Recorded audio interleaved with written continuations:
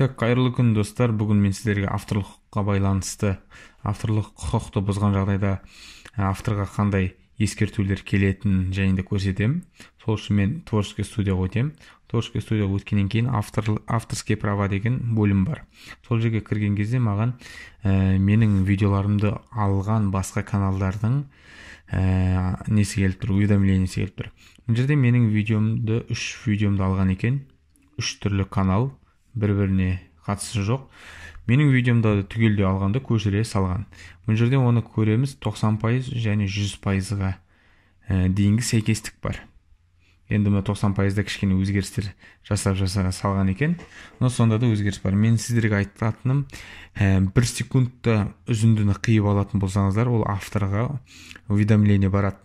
Яғни бұл осындай канал сенің видеоны алды деген. Сол сияқты маған осылай келіп тұр. Енді мен не істеймін? Бұл жерде мен осыны басатын болсам, бұл сол видеоға өтіп кетем. Көріп отырсаңыздар, қазір интернет кішкене нашарлау, но сіздерге көрсетейін. Но менің тап өзімнің видео. Сәлем достар, бүгін мен сіздерге YouTube каналды ашу және оған тіркелу. Бауыржан Аманбай деген бір рұқсатсыз алған адам екен. Менің видеомды қарап отырсақ, описаниедім жазбаған. Тіпті мені указать етпеген, яғни мені белгілемеген. Сол үшін бұндай адамдарға ұрлық ретінде саналғандықтан Қазақстанның және YouTube'тың Американың заңына сәйкес мен бұл видеоны кетіру үшін ескерту жіберетін боламын. Сіздерге де мүмкін ескерту келген шығар, сол үшін оны қалай жібереді? Ол үшін осы видеоның жанынан басамын. Сосын отправить запрос на удаление деген бар. Немесе связаться с автором каналым деген бар. Немесе мен жерде переместить в архив. В архив болатын болса, ол тұра береді. Ештеңе болмайды оған. Удалениеге запрос жіберетін болсам, ол видеоны кетіреді. Связаться с автором каналым десе, мен ол автормен байланысу керек болатын. Яғни бұл жерде көріп отырсаңыздар, мынандай хат барады. Сол үшін бұл хатқа мен өзімнің жеке, мысалға, адресімді жазам. Көрдіңіздер. Енді бұл жерде здравствуйте, Бауыржан Аманбай, осындай сәйкес болған үшін. Вот адрес электронной почты деп мен өзімнің адресім жаңағы мына жерге жазған кетеді. Команда YouTube оған ескерту береді.